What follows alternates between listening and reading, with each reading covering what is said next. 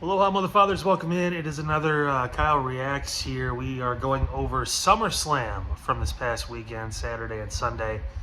What an eventful weekend it was. A lot to break down. The things we liked, the things we didn't.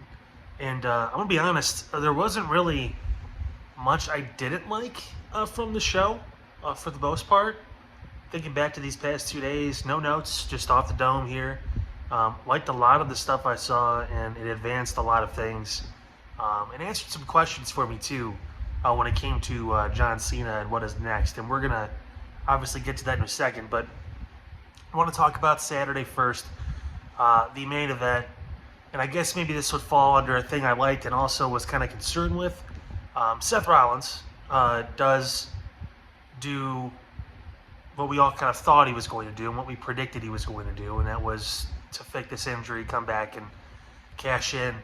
But first off, CM Punk and Gunther, that match, I guess all CM Punk needs is to have a feud with someone where he doesn't have actual real life possible issues with in order to put on a 5-star quality match. That was ridiculous. It was possibly one of the best CM Punk matches ever. The punishment he took, he powered through, he performed at one of the highest levels I've seen since he's been back in wrestling, period.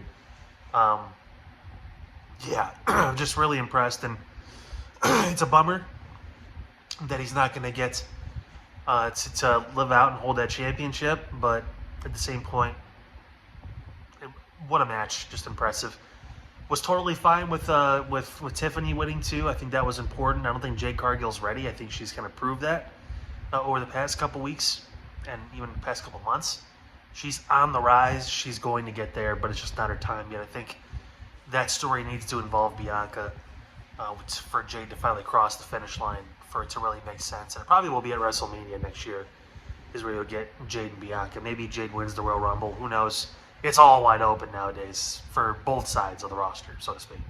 But yeah, I can't really think of anything egregiously wrong. The Seth thing, I think the issue now becomes if the Rich Eisens show, if those guys in general, there wasn't an in on it to know, yeah, we were part of it, we played into it. There's going to be some pause when it comes to medical reports. And again, this is already obviously it's scripted TV, I understand that, but there is some legitimacy to the moves they're doing, the athleticism that's required. And when an injury is thought to be that serious, you get obviously concerned about the man and all that stuff. I don't know. I just, something on the media side of me had an issue with it to an extent, but I predicted it was going to happen, and I was entertained. So at the end of the day, it's a good thing. Seth, and now this story really does begin with his group, which is great. We'll find out more tomorrow, but yeah.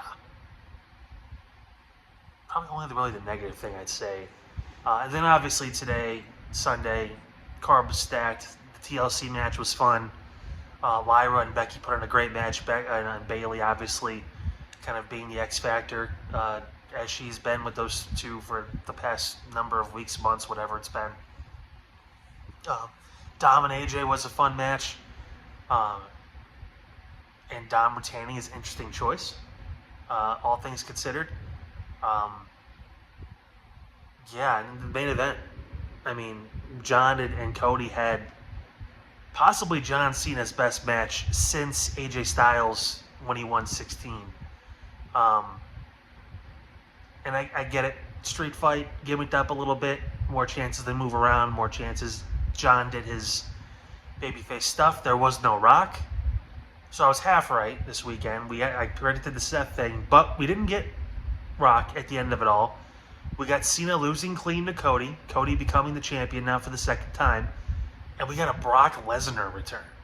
I'm sure this drew the internet wrestling community off their seat and they had to lose their mind.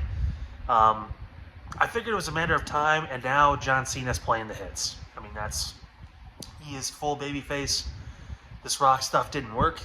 The heel turn didn't work, I guess, in his opinion. They did the run, they did the time, but he didn't see the true meaning of it, I guess. And he was gonna flip. He was always gonna flip back babyface. The question was when and how close to the end. Now we've got August, September, October, November. We've got essentially a 4 to 5 month, Cena face run here. Maybe it's gonna be just one match with Brock. I don't know, but this will be interesting. And Brock's reasoning, I'm curious because he doesn't have Paul Heyman talking for him anymore. So Brock will have to speak at some point. There will have to be an explanation for this, and they have time going up. I'm assuming Paris is where we're going to see this match with Brock and Cena. So it's either Paris or Perth, one of the two. But I'd imagine Clash in Paris will be the spot. So I'm curious to see about that. But overall, great weekend, great wrestling, and excited to see what happens on Monday. So we're looking forward to all that. And don't forget, catch the last full episode of the Side Hustle Wrestling Podcast. We had it dropped on Friday. A lot of the predictions came true as far as what was going to happen. No Cody heel turn, though. Interesting. But nevertheless, catch you guys tomorrow night. We'll react to Monday Night Raw, and there's plenty more on the way this coming week. We're going to Dynamite on Wednesday here in Cleveland. So say a prayer for me. But nevertheless, I will see you guys tomorrow night. Have a great rest of your weekend, what's left of it. And we'll do it all over again come tomorrow.